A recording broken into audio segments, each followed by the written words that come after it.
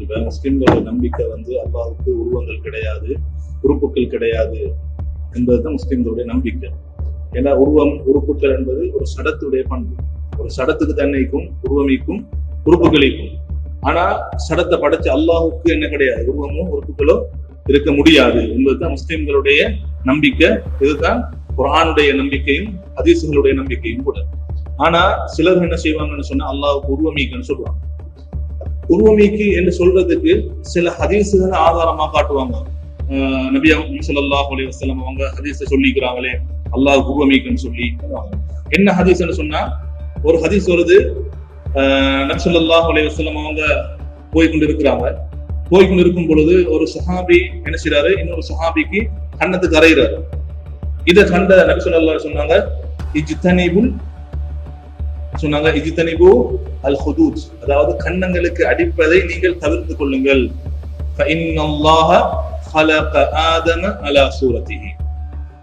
இந்த ஹதீஸுக்கு அல்லாஹ்வுக்கு உருவம் நீக்குது என்று சொல்றவங்க எப்படி டிரான்ஸ்லேட் பண்றாங்கன்னு சொன்னா, நீங்கள் கன்னத்துக்கு அறைவதை தவிர்த்து கொள்ளுங்கள், நிச்சயமாக அல்லாஹ் ஆதம் அலைஹிஸ்ஸலாம் அவர்களை அல்லாஹ்வுடைய தோற்றத்துல படைச்சான் சொல்லுவாங்க.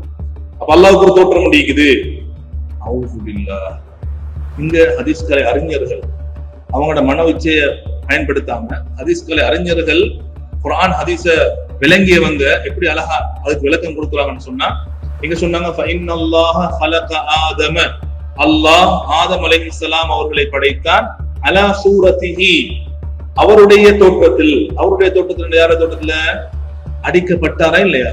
இப்ப யாரு கன்னத்துக்கு மார்க்கத்துல ஒரு முஸ்லீம் இன்னொரு முஸ்லீமுக்கு ஒரு மனிதனுக்கு கன்னத்துக்கு அறையிறது ஹராம், பாவம்.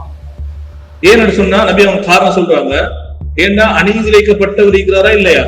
இந்த அநீதிழைக்கப்பட்டவர் ஆதம் அலைஹிஸ்ஸலாம் அவங்க உடைய தோற்றத்தில் இருக்கிறாங்க. அதனால நாங்க என்ன செய்யக்கூடாது, மனிதனுடைய முகத்துக்கு அடிக்க கூடாது. ஏன்னா ஆதம் அலைஹிஸ்ஸலாம் அவங்க மனிதன் இந்த தோற்றத்தில் தான் படைக்கப்பட்டாங்க. அதனால அந்த மனிதனை கண்ணியப்படுத்தணும். ஆதம் அலைஹிஸ்ஸலாம் அப்படி கண்ணியமானவங்க, அதே போல அவங்களுடைய தோற்றத்துல படைக்கப்பட்டவங்க நம்ம கண்ணியப்படுத்தணும். அது முஸ்லிமான மனிதர். கன்னத்துக்கு அறையும் பொழுது என்ன செய்யும், அவரை அவமரியாதைப்படுத்துறதுடைய அடையாளம் தான் கன்னத்துக்கு அறையுது, தடுத்தாங்க. இப்ப இந்த ஹதீஸுக்கு உலமா விளக்கம் எப்படி உண்டு, ஆதம் அலைஹிஸ்ஸலாம் அவர்களை அநீதிழைக்கப்பட்டவருடைய தோற்றத்தில் அல்லாஹ் படைத்திருக்கின்றான். எனவே அவருடைய கன்னத்துக்கு என்ன செய்வானா, அடிக்க வேண்டாம். இன்னும் சில அறிஞர்கள் இதுக்கு விளக்கம் சொல்றாங்க. அல்லாஹ் ஆதம் அலைஹிஸ்ஸலாம் அவர்களை ஆதம் அலைஹிஸ்ஸலாம் அவருடைய அடிப்படை தோற்றத்திலே படைச்சாங்க சொல்றாங்க. அலா சூரத்திஹி என்று சொன்னா அவருடைய தோற்றத்துல சொன்னா எவருடைய தோற்றத்துல, ஆதம் அலைஹிஸ்ஸலாமோட தோற்றத்திலே அல்லாஹ் ஆதம் அலைஹிஸ்ஸலாம் படைச்சான். அது என்ன அர்த்தம்டா? ஆதம் அலைஹிஸ்ஸலாம் அவங்களோட தோற்றத்திலே படைச்சான்னு சொன்னா, ஏண்டா ஆதம் அலைஹிஸ்ஸலாம் அவங்க நாங்க எப்படி உருவாக்கப்பட்டு இருக்கிறோம், நாங்க இந்திரியமாக, அதுக்கு பின்னால இரத்த கட்டியாக, அதுக்கு பின்னால சதை பிண்டமாக, அதுக்கு பின்னால என்ன செய்யப்படும், எங்களுக்கு இந்த தோற்றம் கொடுக்கப்பட்டு மனிதராக உயிர் கொடுக்கப்பட்டிருக்கு. ஆனா ஆதம் அலைஹிஸ்ஸலாம் அவங்க இந்திரியமாக, இரத்த கட்டியாக, சதை பிண்டமாக இருந்தாங்களா? இல்ல.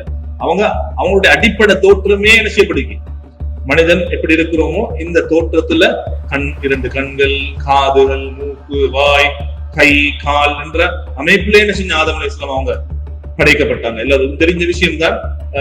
பூமியில இருக்கக்கூடிய பல வகையான மண்களையும் தண்ணீர்களையும் கொண்டு என்ன செய்யப்படும், ஆதம் அலைஹிஸ்ஸலாம் மனித தோற்றத்துல படைக்கப்பட்டாங்க.